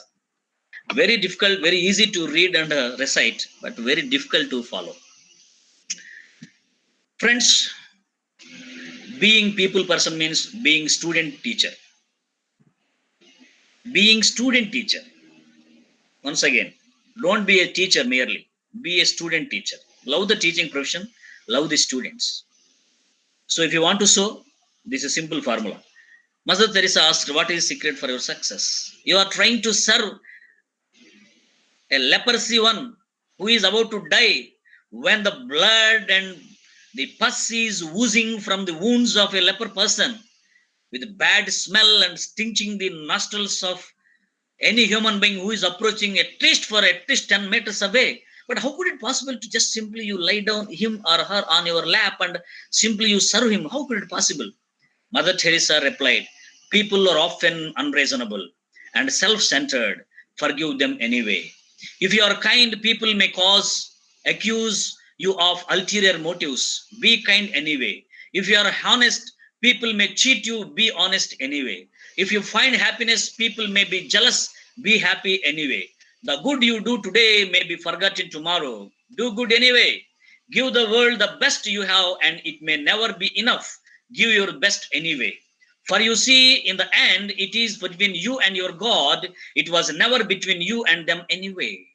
Mother Teresa replied, I serve people not because what people are, but what I am in the sight of God. God is good always, because God said to love and serve people. I am doing it. God is unchangeable. I want to be unchangeable, though people are changeable. This is one of the best techniques. So these are one of the breaking through points in being people person. Jesus told this parable when he was teaching with the people.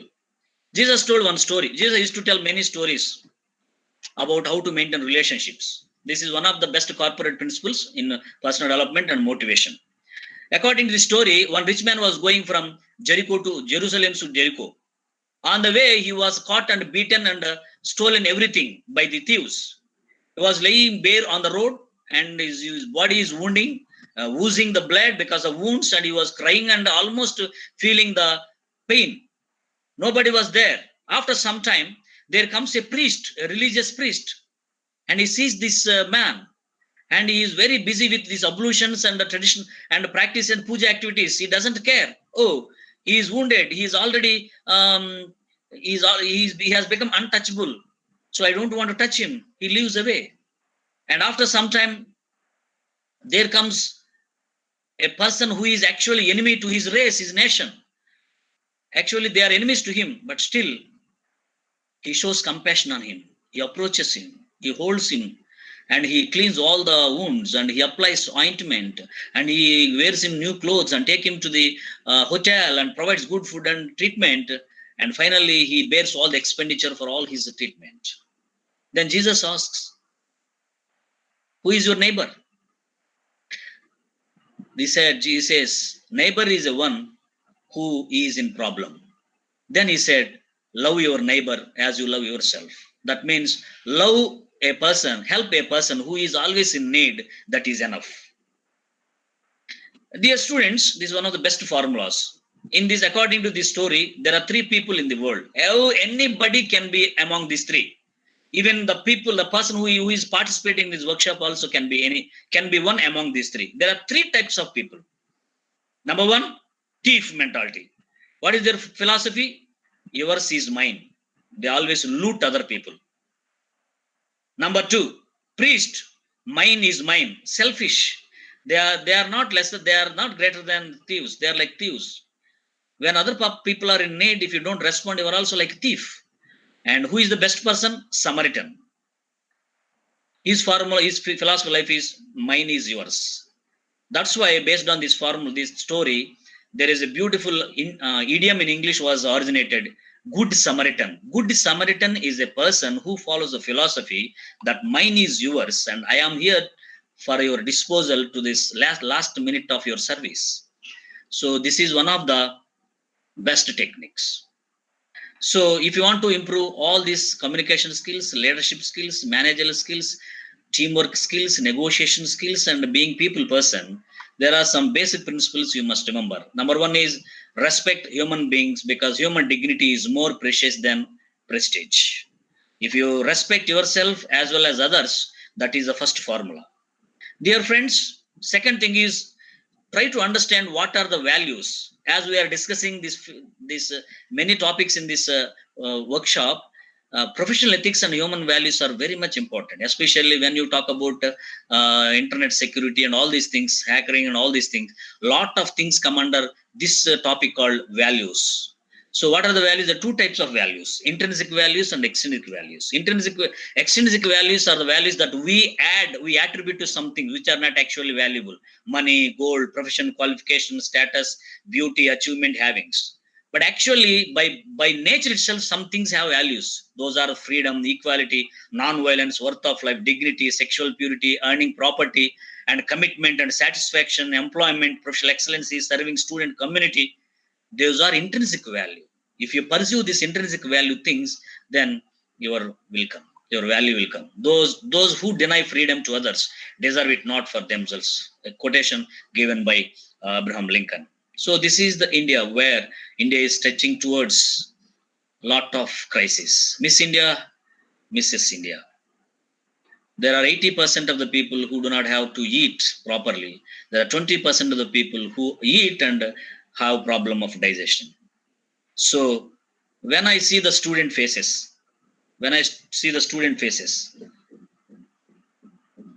if you really do something, don't be not jivachavam, manushya rupena daivam.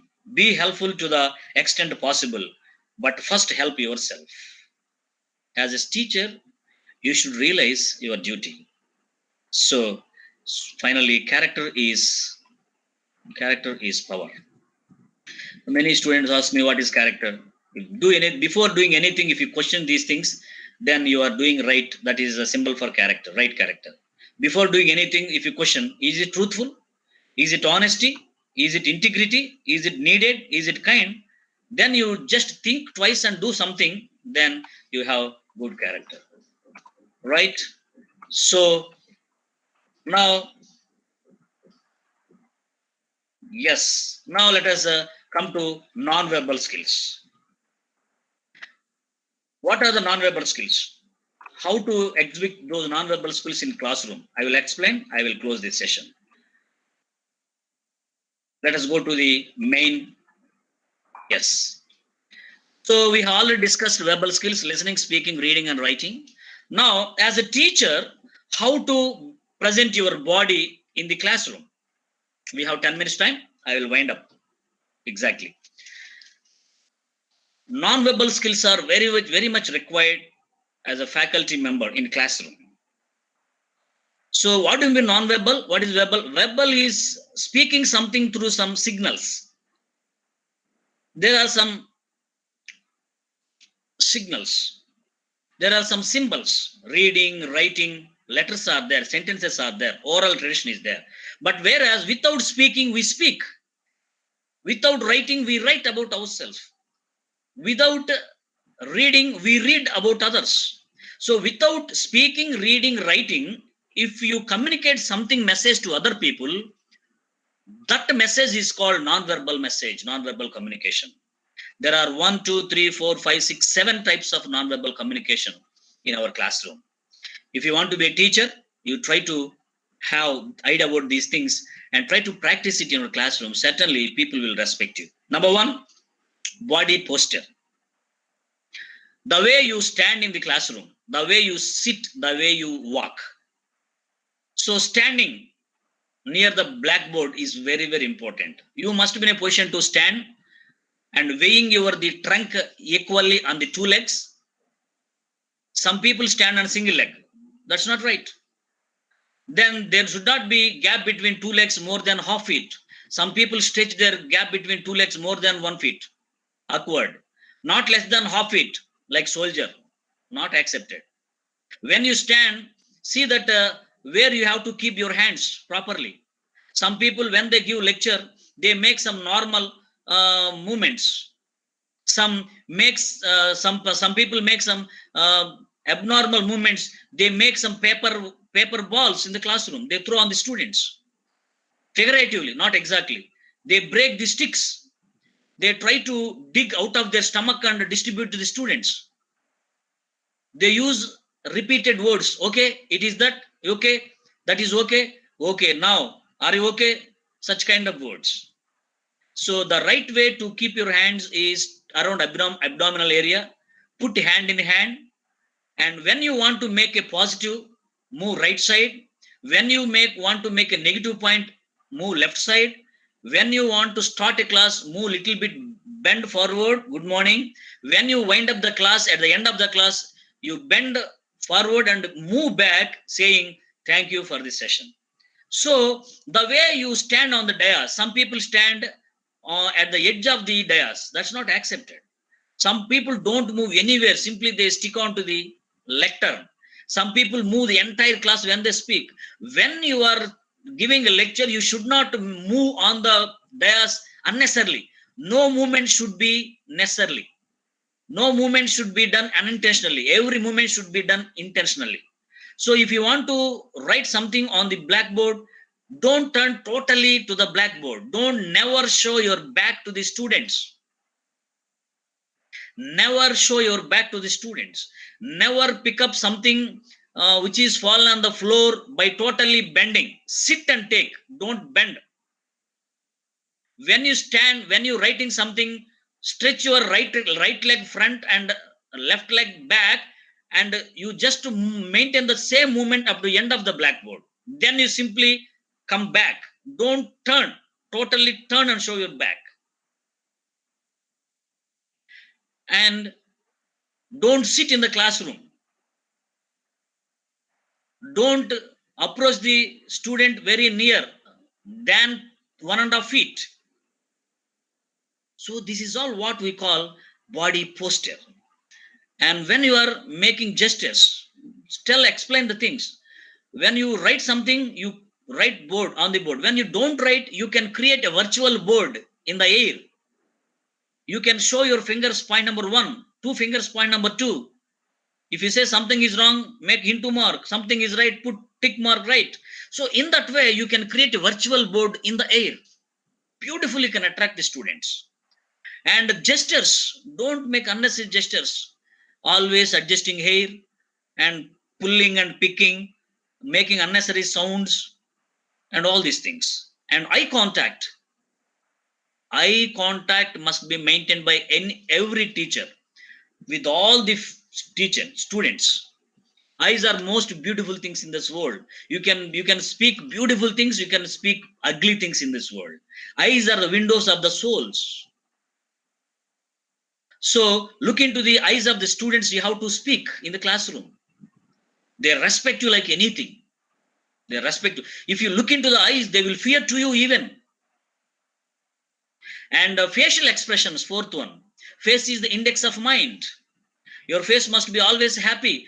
Please maintain smile by the time you enter the class and leave the class. Don't be angry with the students.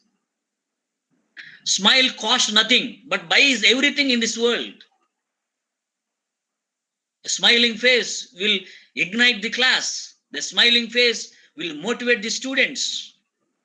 Be happy, be prepared. So facial expressions are there.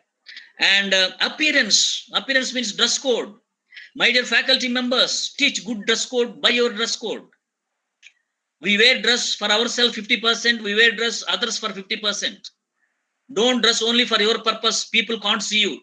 Don't wear dress for others' sake, you can't have satisfaction. And color decides your mentality. Red color, revolutionary, attractive identity crisis. Green color, development, prosperity. Pink color, sentiments. Yellow color, traditional. White color, elderly, peace. Saffron, sacrifice. Mild colors, hardworking, laboriousness. Pink, blue color, executive. Black color, protest. See, color creates a lot of anchoring power in the classroom. I strongly suggest the faculty members maintain decorum, dignity of the institutions, and maintain good body language as well as good dress code so that students can respect you a lot. If you don't pay attention on your dress, people won't pay attention on you. If you don't maintain good dress code, people don't respect your code, your instruction in the classroom. The more you be executive, the more they will be loyal to you. Think about it seriously. Look after your measurements of the dresses.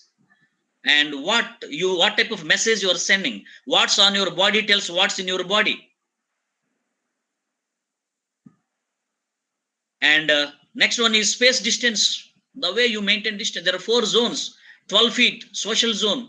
8 feet, private, public zone. 3 feet, private zone. 1.5 feet, personal zone. The way we maintain distance with the different kinds of people will tell how much we love them, how much we hate them. And shake hands. Everything is matter. They will never remember the way we encourage the boys and girls, how we pat on their shoulders when they are in troubles, turmoils. Beautiful things they will learn from our life as a teacher, apart from all our subjects. So when we use paralanguage, tone, pace, pause, volume, when you some people speak continuously without giving any pause. Please take pause. Use techniques. Once upon a time, there was a king. One day, the king was going to the forest to hunt. Suddenly, give pause. Give the opportunity to have wild imaginations of the students. Come up with different thoughts and thinkings, solutions, so that you can enjoy the class. Cracking down all their opinions, you tell the new points. They enjoy the beauty of your speech. Why can't you? Why are you trying to be always monotonous, mechanical, artificial? Maintain liveliness in the classroom. Crack jokes. You will see the beauty of classroom. So use all these techniques and be a wonderful teacher. Dear friends, teaching profession is noblest profession. And if you take it seriously, convince yourself that you are born for this profession. You will enjoy. Socrates said, a teacher may not be a prosperous person, but he can be a powerful person. I am going to close my class, my session. I am giving closing remarks. Time is up. Socrates said, a teacher may not be a powerful person. A teacher may not be prosperous. Because of our salaries, we can never become. Only business people will become rich people. A teacher can never become. But we will become powerful people in the world. We have number of students around the globe. By the time we leave this world, our only legacy remarks we keep in this world is our students. Whether they remember or whether they are thankful or not is none of our business. For our satisfaction. So, Guru in Sanskrit, Gu means chikati. Aru means chedinchevadu. Guru is a person who destroys the ignorance with the knowledge of light and establishes a road, prosperous road to the student community. Francis Bacon, one of the English writers, said, "A good teacher merely instructs. A better teacher merely inspires. The best teacher surely involves with the lives of the students." Once again, I repeat, the good teacher merely instructs. A better teacher merely inspires. The best teacher surely involves with the lives of the students. Whether you merely instruct or inspire or involve with your profession is your choice. I wish you all the best. Thank you very much for active listening. And I thank the department or university for providing me this wonderful opportunity. Thank you one and all the best. Hello, sir. Thank you, sir. Hello. Yes, ma'am. Thank you. Sir, thank you so much, sir. Welcome. For accepting our invitation in the short time to handle the class now. Sir, it is very useful for us, sir. Sir, you explained how the teacher's attitude, all these things. These are very interesting, sir. Thank you very much for this wonderful section, sir. Thank you so much, sir. Welcome, ma'am. Right. If anybody wants to interact with me later, take my number. 8338 53063.